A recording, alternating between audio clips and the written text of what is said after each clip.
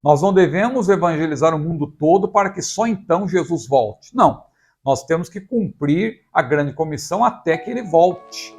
Mas ele pode voltar a qualquer momento e quando ele voltar, claro, o evangelho continuará sendo propagado. Não pela igreja, porque a igreja já terá sido arrebatada.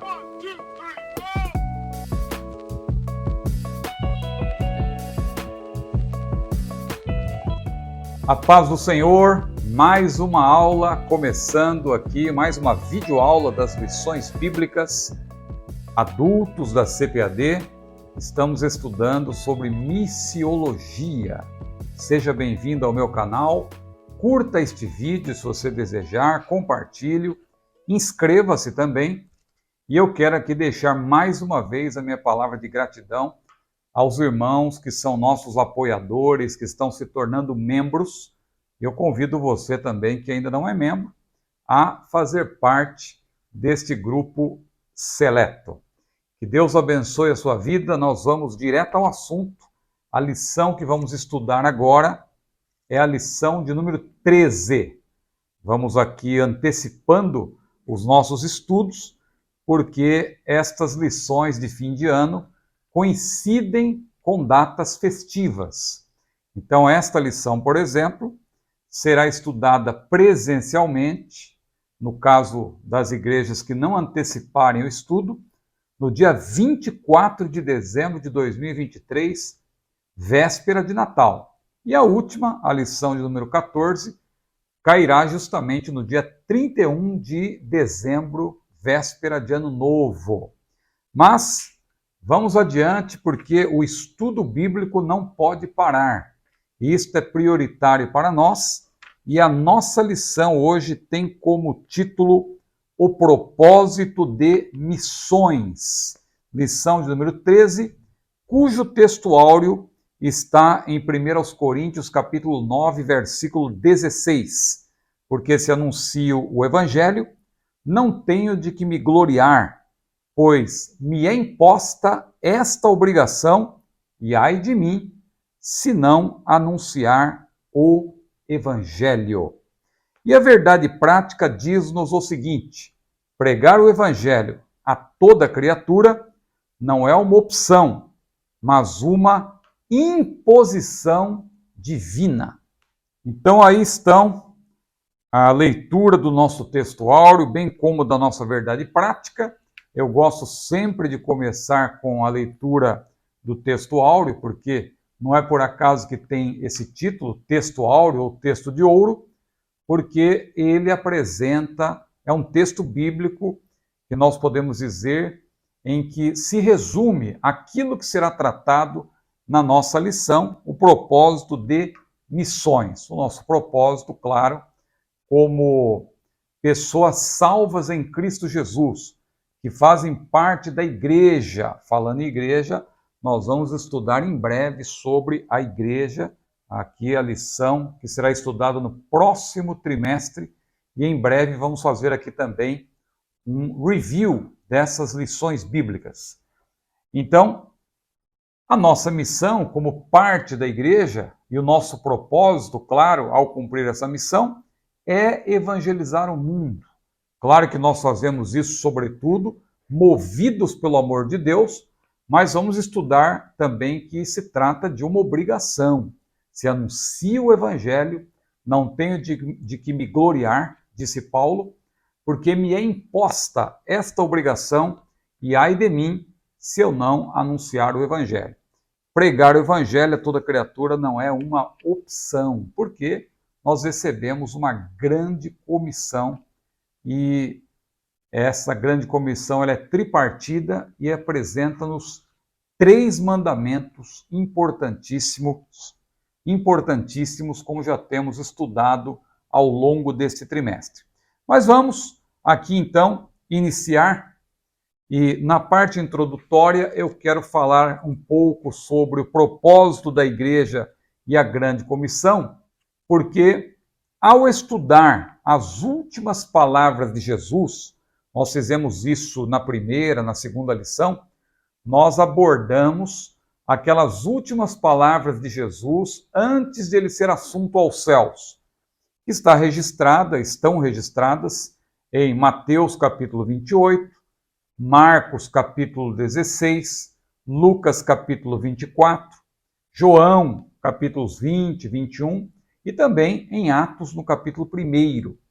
Ali você vê que momentos antes de Jesus ser assunto aos céus, ele transmitiu a grande comissão, particularidades dessa grande comissão. E nós podemos ver ali pelo menos 5 aspectos da grande comissão.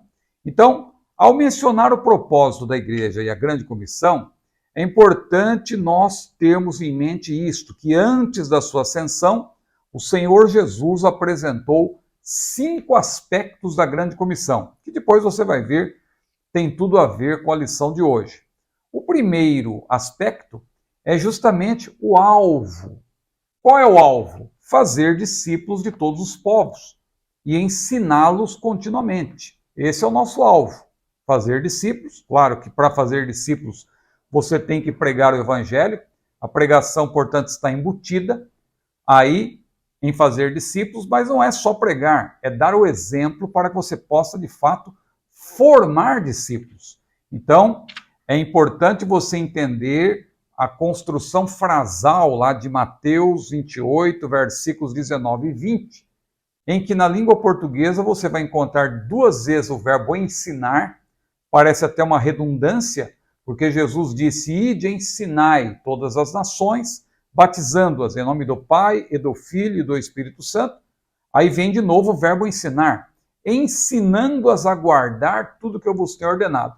Nós explicamos nas primeiras lições que o primeiro verbo ensinar aí, no grego, significa justamente fazer discípulos, enquanto que o segundo verbo tem a ver com doutrinamento contínuo, ou seja, uma vez que a igreja forma discípulos, esses novos discípulos, eles, claro, não vão ficar recebendo apenas aquelas palavras iniciais, aquelas orientações básicas para iniciantes. Não, eles precisam ser expostos a um conteúdo um alimento mais sólido, e não apenas o leite. Lembrando ali das palavras do autor de Hebreus, no capítulo 5, quando ele falou, olha, eu queria apresentar a vocês um mantimento mais sólido, mas eu tenho que tornar a apresentar-lhes o leite, tornar a apresentar-lhes os primeiros rudimentos, porque vocês têm se tornado pessoas tais que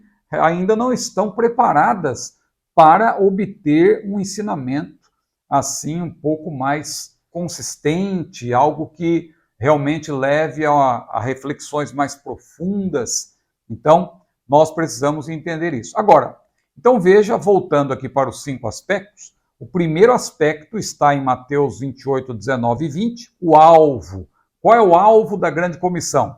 Fazer discípulos de todos os povos, não é apenas de uma parte do mundo, mas de todos os povos. É esse o nosso alvo.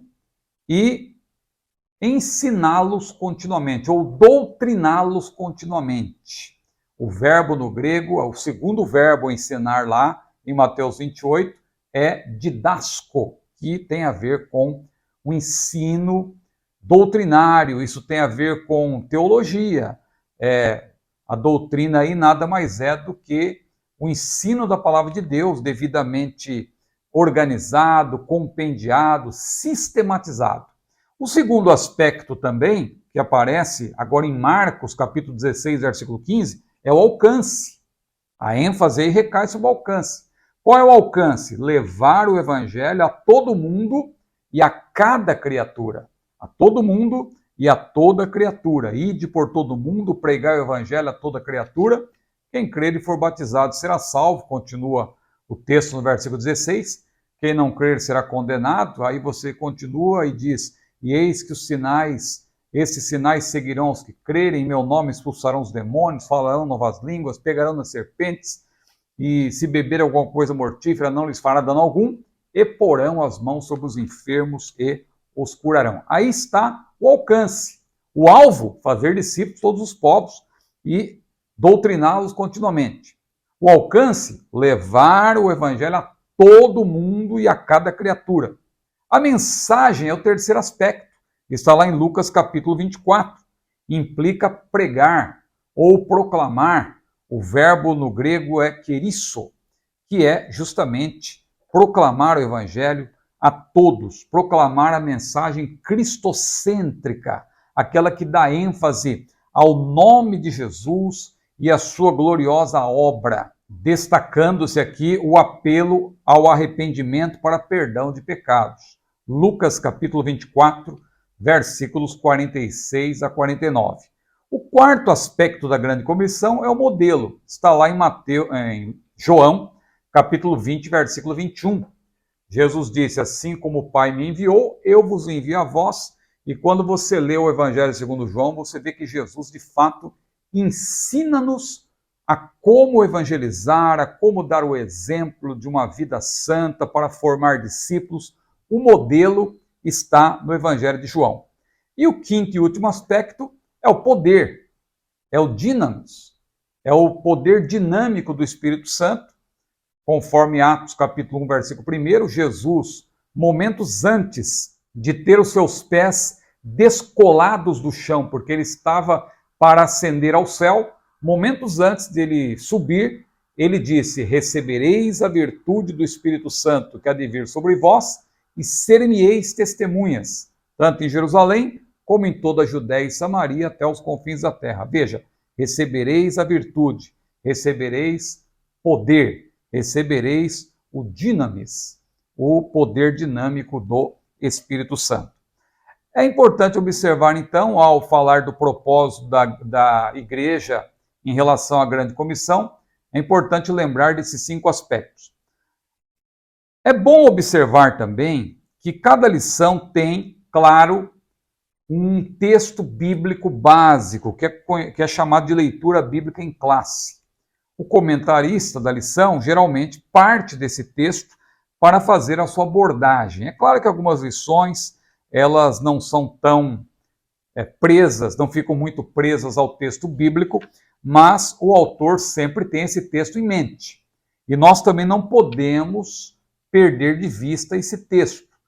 Qual é o texto da lição de hoje? É Apocalipse, capítulo 5, versículos 9 a 14.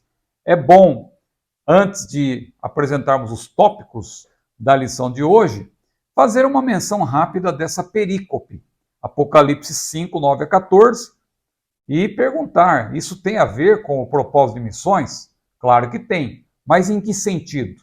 Essa pergunta, claro, será respondida na presente lição, mas nós precisamos antes entender essa perícope.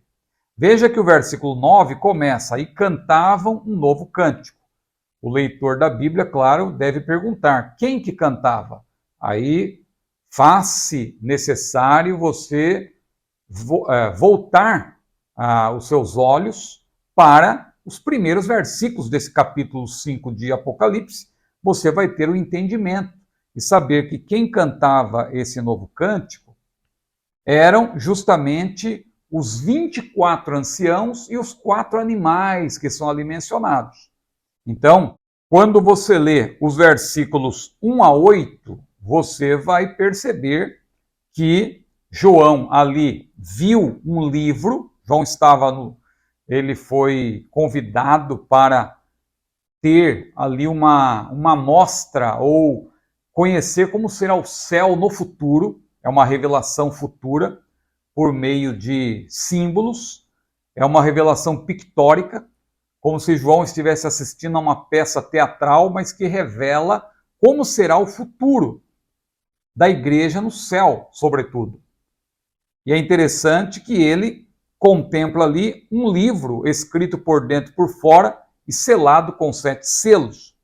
E à direita de Deus Pai, que estava sentado, aquele livro estava ali, e um anjo forte bradou: quem é digno de abrir o livro e desatar os seus selos? E informa-se que não havia ninguém digno, nem no céu, nem na terra. Ora, aí eu pergunto: Jesus não estava lá? É claro que Jesus está no céu. Mas lembre-se, João estava contemplando uma espécie de... como se fosse uma peça teatral. É uma revelação pictórica. Então, naquela apresentação ou naquela representação, Jesus não estava presente, mas ele vai entrar em cena justamente porque ele é o protagonista dessa peça. Ele vai entrar em cena e aí sim será informado a João que só há um digno de abrir aquele livro, desatar seus 7 selos, que é exatamente o leão da tribo de Judá, a raiz de Davi, pois só ele é digno de fazer isso.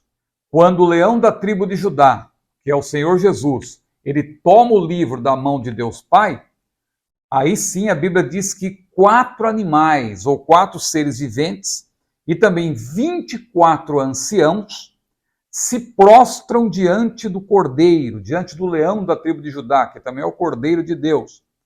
E eles estavam com harpas e salvas de ouro cheias de incenso, que são as orações dos santos. E eles começam a cantar. Agora, quem são esses 4 animais?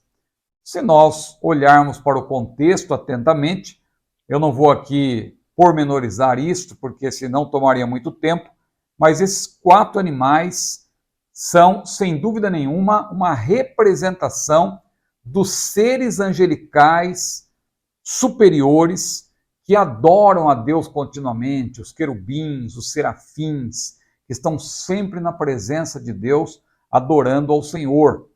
Isaías teve uma visão semelhante quando ele viu os serafins, que cantavam, que diziam, Santo, Santo, Santo é o Senhor dos exércitos, toda a terra está cheia da sua glória.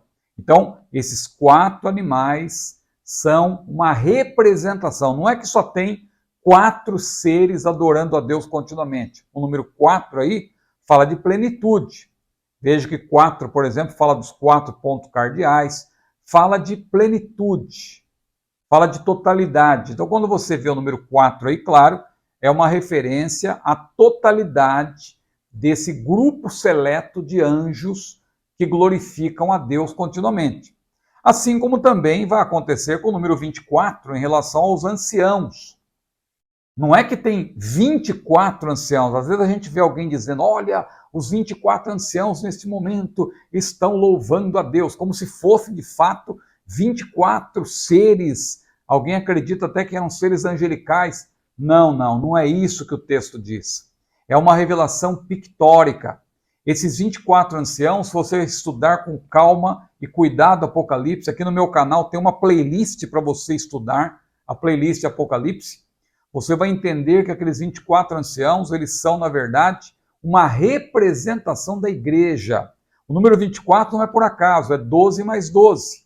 É uma representação dos salvos do Antigo Testamento, representados por Israel e as 12 tribos. Isso fica claro lá em Apocalipse capítulo 21, quando se menciona 12 fundamentos e 12 portas da cidade santa, Nova Jerusalém. Você vai ver que 12 mais 12 ali, 24, representa justamente as 12 tribos de Israel e os 12 apóstolos do Cordeiro, que são a melhor representação da igreja neotestamentária. Então, quando você vê aí referência a anciãos, observe o termo no grego. O termo no grego não é angelos, nem angeloi no plural. O termo aí é presbiteros, ou seja, presbíteros. Em nenhum lugar da Bíblia os anjos são chamados de presbíteros. Então por aí você já vê que não pode ser uma referência a anjos. Outra coisa, eles estão com coroas na cabeça, eles estão vestidos de vestes brancas e eles estão assentados em tronos. Tudo que Jesus havia prometido para a igreja vencedora. Você ler com atenção Apocalipse capítulos 2 e 3, você vai ver Jesus dizendo, ser fiel até a morte, dar-te-ei a coroa da vida. Aquele que vencer se assentará comigo no meu trono. Há alguns aí que não contaminaram seus vestidos, eles andarão comigo de vestes brancas. Então veja que tudo isso você vê nos anciãos, porque eles são uma representação da igreja no céu. Então a primeira pergunta, quem cantava o novo cântico? Eram os 4 seres e os 24 anciãos, que são uma representação daqueles anjos especiais que glorificam a Deus continuamente e a igreja que vai estar no céu já antes do início do período tribulacional, porque logo em seguida o Cordeiro ele começa a desatar os selos. E o primeiro selo, claro, ele dá início ao período tribulacional. E João já viu antes a igreja no céu, representada pelos 24 anciãos. Então, qual é o conteúdo desse novo cântico? Está nos versículos 9 e 10, aqui está na lição. Você pode ver aqui o texto bíblico. Digno és de tomar o livro e de abrir os seus selos, porque foste morto e com teu sangue compraste para Deus homens de toda tribo e língua e povo e nação, e para o nosso Deus os fizeste reis e sacerdotes, e eles reinarão sobre a terra. Então, claro está também que aqueles 24 anciãos, representantes da igreja, estão cantando, não por acaso, um cântico alusivo à obra redentora do Senhor Jesus. Então, o conteúdo desse novo cântico diz respeito à obra redentora do Cordeiro de Deus e ao povo diverso que ele comprou com seu sangue, uma multidão de pessoas redimidas. Empregando as palavras de Êxodo 19, versículo 6, os 4 animais e os 24 anciãos dizem que o Senhor nos fez reis e sacerdotes. E esses anjos e a igreja e todas as criaturas, percebe-se claramente nos versículos 11 a 14, eles estão adorando a Deus. Não somente aqueles anjos que adoram a Deus continuamente, que fazem parte de um grupo seleto, querubins, serafins, mas todos os anjos. Se você ler os versículos 11 a 14, você vai ver que toda criatura que está no céu e na terra e debaixo da terra e que estão no mar e todas as coisas que neles há, adorarão a Deus quando a igreja estiver no céu, a Deus e ao Cordeiro. Muito bem, vamos para o primeiro tópico, tendo em mente esta perícope, vamos para o primeiro tópico, o alvo da obra missionária. Primeiro ponto, o fundamento da realidade salvífica. Uma leitura atenta de Apocalipse revela que o propósito de Deus, desde o livro de Gênesis, é redimir a humanidade. Não é por acaso que você vai encontrar em Apocalipse 13, versículo 8, que Jesus é o Cordeiro que foi morto desde a fundação do mundo. O que significa isso? Significa que Jesus, não antes, mas desde a fundação do mundo, ele foi morto em que sentido? Todos os cordeiros, todos os animais que eram mortos de maneira sacrificial, eles apontavam para Jesus, ou seja, eles representavam Jesus, porque a salvação no Antigo Testamento também era pela graça. Engana-se quem pensa que a salvação, em algum momento da história, não foi pela graça e sim pelas obras. Não, não existe salvação fora da graça. Aquelas pessoas salvas no período veterotestamentário, elas foram salvas antecipadamente pela obra que Jesus ainda realizaria. Por isso que ele é o Cordeiro que foi morto desde a fundação do mundo. E desde o Gênesis, como o autor menciona, você vê que o propósito de Deus é salvar a humanidade. E como resultado dessa obra redentora, realizada na plenitude dos tempos, porque João viu Jesus e logo disse, eis o Cordeiro de Deus que tira o pecado do mundo. E quando foi revelado a João que Jesus é o Cordeiro de Deus, não pense você que João referia-se a um cordeirinho saltitante. Não, ele referia-se ao cordeiro morto, ao cordeiro pascual, ao cordeiro ensanguentado. Ele estava falando ali justamente da obra expiatória de Jesus. Então, como resultado dessa obra redentora, menciona-se uma grande multidão de redimidos, formada por salvos de toda tribo e língua e povo e nação, conforme Apocalipse capítulo 5, versículo 9. É por isso que o nosso alvo é levar o evangelho a toda criatura, porque se Jesus morreu por todos, conforme Hebreus capítulo 2, versículo 9, todos precisam conhecer essa verdade. Mas, irmão Ciro, e as pessoas que morreram sem ouvir esse evangelho?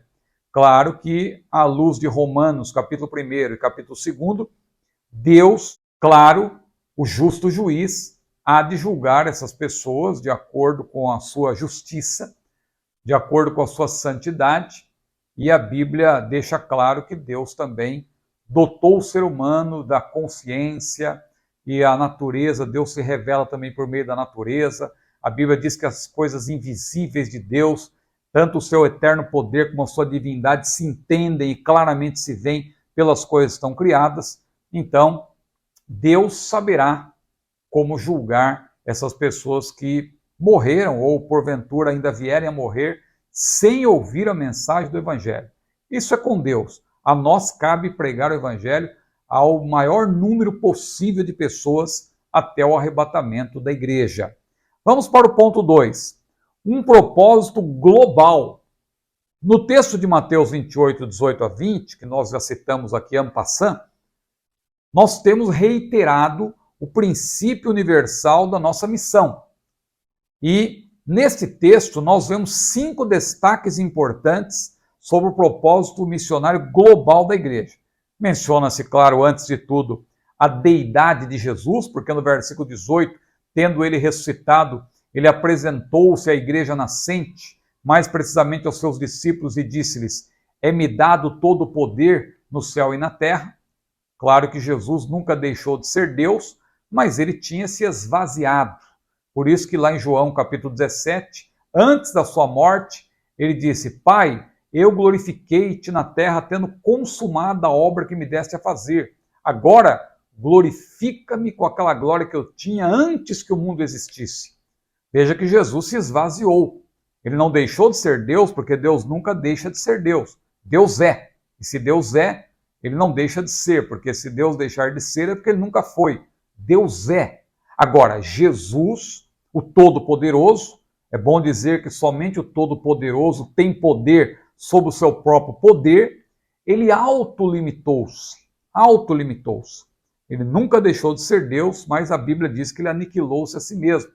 Sendo em forma de servo, não teve por usurpação ser igual a Deus, mas aniquilou-se a si mesmo, tomando a forma de servo, fazendo semelhante aos homens, e achado na forma de homem, humilhou-se a si mesmo, sendo obediente até a morte e morte de cruz, pelo que também Deus o exaltou soberanamente. Ele deu um nome que é sobre todo nome, para que ao nome de Jesus, todos os joelhos, os que estão no céu, os que estão na terra e debaixo da terra, se dobrem, e toda língua confesse que Jesus Cristo é o Senhor, para a glória de Deus Pai. Em Apocalipse capítulo 1, versículo 8, Jesus também disse: eu sou o Alfa e o Ômega, o princípio e o fim, o que é, o que era e o que há de vir, o Todo-Poderoso. Glória seja dada ao maravilhoso nome do Senhor. Então, a primeira ênfase de Mateus 28, 18 a 20 é a deidade de Jesus. A segunda ênfase, o discipulado, que nós já mencionamos, porque aparece aqui fazer discípulos, que é o verbo no grego massiteuo, que é justamente fazer discípulos. Não é apenas ensinar oralmente, é ensinar por meio do exemplo. Literalmente, de todas as nações, nós estudamos aqui na primeira lição, etnos, ou seja, de todos os grupos étnicos. Isso contempla, claro, várias etnias, povos culturalmente definidos, com língua e cultura próprias. É nosso dever, evidentemente, e também a nossa obrigação cumprir a grande comissão. Um terceiro aspecto, o batismo em nome da Trindade. Claro, a gente não cita de maneira destacada muitas vezes o batismo, porque ele também faz parte do discipulado. Ao fazer discípulos, é claro, esses discípulos precisam tornar pública a sua fé em Cristo por meio do batismo. Então aqui é bom destacar-se também que o batismo, a fórmula do batismo, prevê que as pessoas salvas devem ser batizadas em nome da Trindade, em nome do Pai e do Filho e do Espírito Santo. Mas, irmão Ciro, como em nome da Trindade, se a palavra nome só aparece uma vez? Leia com atenção que esse termo aí, nome, tem função distributiva nesta construção frasal. Não precisa repetir o termo nome 3 vezes. Está claro que tem a ligação, demonstrando que é em nome do Pai, em nome do Filho e em nome do Espírito Santo. Então veja, em nome do Pai e do Filho e do Espírito Santo. O batismo, portanto, é em nome da Trindade. Lembrando que Trindade não é triteísmo. Trindade é tripessoalidade. Não são 3 deuses, mas 3 pessoas que formam um único Deus. Um quarto destaque aqui, o ensino contínuo da palavra, que eu já mencionei. o ensinando que aparece aí no versículo 20, é o verbo didasko, que literalmente equivale a doutrinando, ou seja, é preciso doutrinar continuamente os discípulos. Por isso que na igreja nós temos a escola dominical, nós temos os cultos de doutrina, temos cursos teológicos e assim por diante. E o quinto e último aspecto, a promessa de Jesus de estar conosco até a consumação dos séculos. Eis que estou convosco todos os dias até a consumação dos séculos. Claro que para a igreja hoje, essa consumação dos séculos equivale ao arrebatamento da igreja, porque nós vamos estudar isso na próxima lição com maiores detalhes, mas é claro que a igreja tem que cumprir a tarefa da evangelização, do discipulado, até o arrebatamento da igreja, e até lá o Senhor vai estar conosco no cumprimento dessa grande comissão, mas ele vai estar conosco, e aliás nós vamos continuar com ele para todo sempre, porque na promessa do arrebatamento da igreja está escrito, Paulo falou, e estaremos para sempre com o Senhor. Vamos agora para o segundo tópico, pregar o evangelho, a responsabilidade de todo cristão. O primeiro ponto traz várias perguntas para a nossa reflexão. O próprio ponto é uma pergunta, qual é a nossa disposição? Mas há várias perguntas ligadas a esta pergunta principal, as quais, claro, nos fazem refletir sobre a missão e o galardão dos fiéis, bem como a respeito do juízo que cairá sobre os negligentes. Quais são as perguntas, então, ligadas a esta principal? A primeira, que o autor menciona aí, como está a nossa disposição em levar o evangelho a todo mundo? A pregação do evangelho aos perdidos, claro, deve ocupar nossa mente, já que é a tarefa primordial da igreja. Nós não podemos, irmãos, ficar pensando em efemeridades. Claro que nós precisamos de algum tipo de entretenimento, não é vedado a nós isso, mas nós temos que ter a nossa mente ocupada por propósitos mais nobres. A nossa mente tem que estar firmada em Deus. Paulo, escrevendo aos Filipenses, disse que tudo que é de boa fama, e que há louvor e tal, tudo que é justo e etc., nisso pensai. Também em Colossenses capítulo 3, Paulo disse, pensai nas coisas que são de cima. Então, como está a nossa disposição em levar o evangelho a todo mundo? Isso deve estar na nossa mente. Outra pergunta, você sabia que a vinda do Senhor tem a ver com a execução dessa ordenança? Em que sentido a vinda do Senhor tem a ver com a pregação do evangelho? Vamos estudar isso na última lição. Mas nós sabemos que a pregação do evangelho é urgente, porque Jesus pode arrebatar os salvos a qualquer momento. Nesse caso, Mateus 24:14, que será objeto do nosso estudo na próxima aula, não destrói, como muita gente pensa, o conceito da iminência, pois essa passagem se refere, sobretudo, ao fim, e não ao arrebatamento da igreja. Esse evangelho do reino será pregado em todo o mundo, em testemunho, então virá o fim. Então, não há aqui um texto que se contraponha à doutrina da iminência, porque a iminência está ligada ao arrebatamento. Nós não devemos evangelizar o mundo todo para que só então Jesus volte. Não, nós temos que cumprir a grande comissão até que ele volte. Mas ele pode voltar a qualquer momento e quando ele voltar, claro, o evangelho continuará sendo propagado. Não pela igreja, porque a igreja já terá sido arrebatada.